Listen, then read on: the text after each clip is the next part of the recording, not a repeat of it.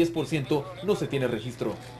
Las recomendaciones incluyen tener mayor precaución al transitar los días viernes, sábados y domingos, pues las posibilidades de sufrir un accidente aumentan en un 35%, y recomiendan a los motociclistas que respeten las señales de tránsito, en las que por cultura general deberían ser no pasarse el rojo del semáforo y no sobrecargar la motocicleta con 3 personas o llevar menores de edad, pues existe un reglamento que regula dichas acciones para quienes transitan con este tipo de transporte dentro de la capital.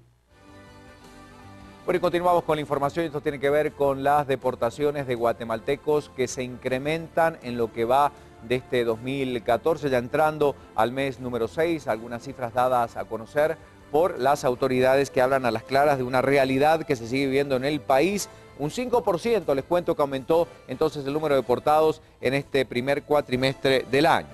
De acuerdo a la información, un total de 22.124 han sido deportados de enero al 21 de mayo, lo que evidencia el incremento del 5% respecto a las cifras contabilizadas en el año 2013. Solo en el mes de mayo el número de deportados es de 3.627, divididos de la siguiente manera: 3.122 son hombres, 497 mujeres y 8 menores de edad. Vía terrestre, la migración guatemalteca contabiliza un total de 12.365 repatriados. Esto ocurría hasta el 19 de mayo del 2014. Son los datos más recientes de cómo aumentan las cifras de deportados en el país.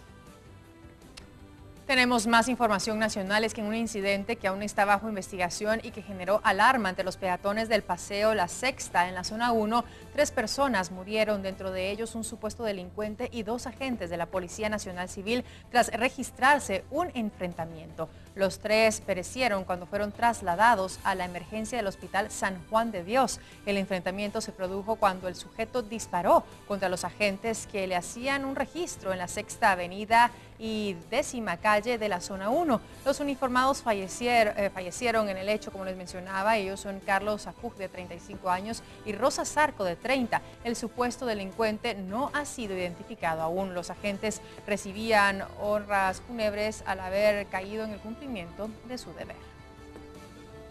Bueno, y continuando con la información, por supuesto, la violencia contra la mujer en este fin de semana, como decíamos, cobraba varias víctimas mortales en el transcurso de lo ocurrido. Este año podemos decir que también continúan registrándose distintos ataques contra este grupo, que es el más vulnerable, el grupo de las mujeres. Siguen conmocionando este tipo de hechos a la sociedad. Las estadísticas lamentablemente siguen siendo alarmantes. No existe un plan de seguridad que pueda detener este flagelo. Aquí tenemos el reporte. Uno de los hechos fue registrado en la Segunda Avenida y Primera Calle, zona 2 de San José Villanueva. Los cadáveres de 2 mujeres fueron lanzados desde un vehículo. Estaban atadas de pies y manos con señales de tortura y con heridas de arma de fuego. La Fundación Sobrevivientes explicó que desde el 2012 a la fecha ha registrado 17 asesinatos con las mismas características. Las torturan, las violentan sexualmente y les quiebran la columna para poderlas doblar hacia atrás y la amarran. Las mujeres de aproximadamente 25 y 35 años no fueron identificadas. Cruz indicó que de esos 17 asesinatos, 8 se registraron en el Cerrito del Carmen, pero siguen sin ser investigados. En algún momento se habló que podía encontrarse involucrados algunos miembros de las fuerzas de seguridad. El otro hecho ocurrió en la 14 Calle y 18 Avenida Colonia Colombia, zona 18. Una pareja fue asesinada. Las víctimas fueron desmembradas. La mujer de aproximadamente 15 años y el hombre de 24 no fueron identificados. Se investiga si la mujer es la China, una presunta pandillera que el pasado viernes cometió un asesinato contra la propietaria de la panadería Maná. El crimen fue grabado por una cámara de seguridad instalada en el negocio. Los cuerpos fueron localizados a 3 cuadras de la panadería. Y siempre hablando de violencia contra la mujer, durante el 2013 se cometieron 700 asesinatos. De estos, 300 fueron casos de femicidio. En todos ellos se resalta tan solo uno, que fue el de una mujer que asesinó a su esposo. Ella fue hallada culpable, pero no por el delito de parricidio, sino que por el asesinato en estado emocional violento. Reciente caso dilucidado en los juzgados de justicia de Mónica Casco, condenada a 4 años de cárcel conmutables por el asesinato de su esposo. Es el único que se reportó durante el 2013, según datos de Fundación Sobrevivientes. Durante ese año, 700 asesinatos fueron cometidos, 300 eran de un hombre que asesinaron a una mujer. pero se contabilizan pocos casos que la mujer sea quien cometa un delito de esa naturaleza. Norma Cruz de Fundación Sobrevivientes explicó que esos casos tienen características similares, como lo es el que se esconden en la cocina y la mayoría suceden con un cuchillo en el que cortan el cuello. Otro de los puntos que resaltó Cruz es que todos los casos obtienen una sentencia condenatoria y que usualmente las mujeres tienden a admitir el crimen y resaltó que no huyen. Para Norma, el caso de Casco es uno de los primeros que sienta un precedente, ya que no fue condenada por parricidio, sino por asesinato. Bueno, y seguimos con esta información generando, por supuesto, noticias en relación al precio de las medicinas, los controles realizados por la DIACO, se corroboraba. Como sabemos que la Dirección de Atención al Consumidor habla de esta especulación en las medicinas por parte de algunas farmacias del país, de algunas droguerías, sobre todo por este descuento que ofrecían, lo que genera, por supuesto, incertidumbre en muchos sectores, pese a que al principio la cadena Galeno se resistía, por lo que fue denunciado al Ministerio Público. Ahora algunos rótulos ya fueron pintados. En una verificación de oficio comprobamos que la farmacia Cruz Verde también ya había reducido sus precios. Si es testigo de anomalías, recuerde que puede denunciarlas contactando a la DIACO al 1544 y en su página de internet puede consultar cómo comprar más barato. La página es www.diaco.gov.gt, donde va a encontrar una lista de medicamentos con los precios establecidos. Así que si tiene alguna duda, o puede llamar a la DIACO o consulte esta página para tener la información de primera mano de los precios de las medicinas que tantas reacciones han generado en el país. Y por motivos de la celebración de la conmemoración del Día de los Caídos en Guerra que se celebra en Estados Unidos todos los 26 de mayo, la Embajada de Estados Unidos en Guatemala va a permanecer cerrada al público, así como cualquier actividad diplomática y las agencias de gobierno. En un comunicado de prensa, la Embajada y sus secciones confirman que todos los servicios se van a reanudar con normalidad mañana, martes 27 de mayo, para realizar cualquier trámite consular. Para que lo tomen en cuenta, hoy en Estados Unidos está celebrando el Memorial Day.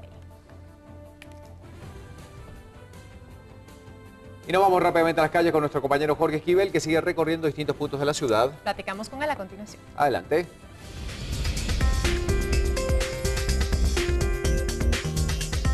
Con 10 minutos volvemos contigo a las calles, Jorge, con la información. Buenos días nuevamente, Jorge. Compañeros, seguimos con más información y es que la Sexta Avenida de la Zona 1, un lugar que es utilizado por las familias para caminar, descansar y pasar un rato agradable, se ha convertido en los últimos días en hechos de violencia. Aquí en este sector, específicamente en la 10ª calle, en el pasado fin de semana se registró un ataque armado en contra de 2 elementos de la Policía Nacional Civil. El saldo total, los agentes fallecidos y un presunto delincuente también abatido. Recordemos también que hace algunos días hubo un enfrentamiento entre estudiantes que dejó también a una persona fallecida. ¿Qué piden las personas que se encuentran en este lugar, que transitan a diario, y también los comerciantes piden mayor seguridad, ya que esto les está afectando y se encuentran preocupados por estos hechos de violencia que han pasado en menos de una semana? Hasta aquí mi reporte, compañeros. Seguimos con más información en Viva la Mañana. Muy buenos días.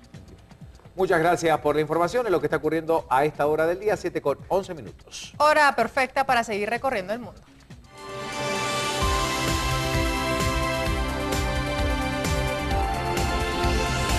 Y ahora sí, María René Varillas, en tiempo real, como todos los días.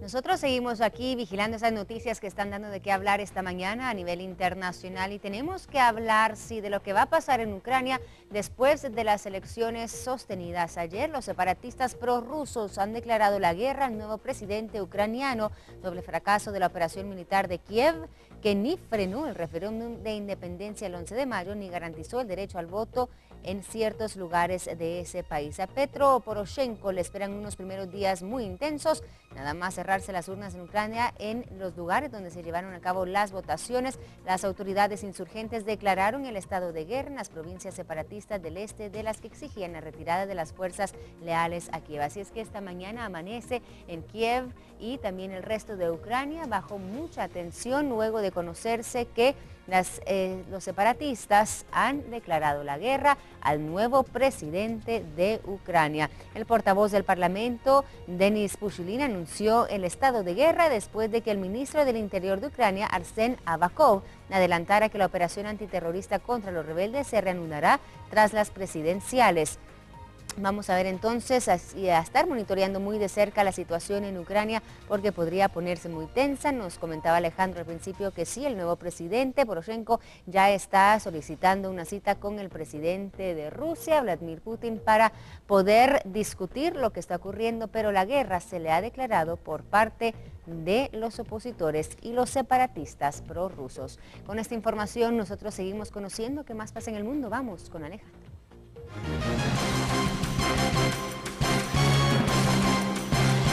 Gracias, María René. Sí, en Jerusalén el Papa Francisco tuvo un encuentro ecuménico con los representantes de todas las religiones en la Basílica del Santo Sepulcro con motivo del 50 aniversario de la reunión entre el Papa Pablo VI y el Patriarca Atenágoras I en la Basílica del Santo Sepulcro. El objetivo principal de la visita papal es conmemorar los 50 años de este encuentro histórico entre católicos y cristianos ortodoxos que puso fin a amargas divisiones entre ambas iglesias. El Papa Francisco se convierte en el pontífice en viajar directamente a Cisjordania, el lugar que trata de entrar a Tierra Santa a través de Israel. Respecto al conflicto Israel-Palestina, el sumo pontífice llamó a los gobernantes a llegar a un acuerdo negociado, solicitando a los líderes que superen las divisiones.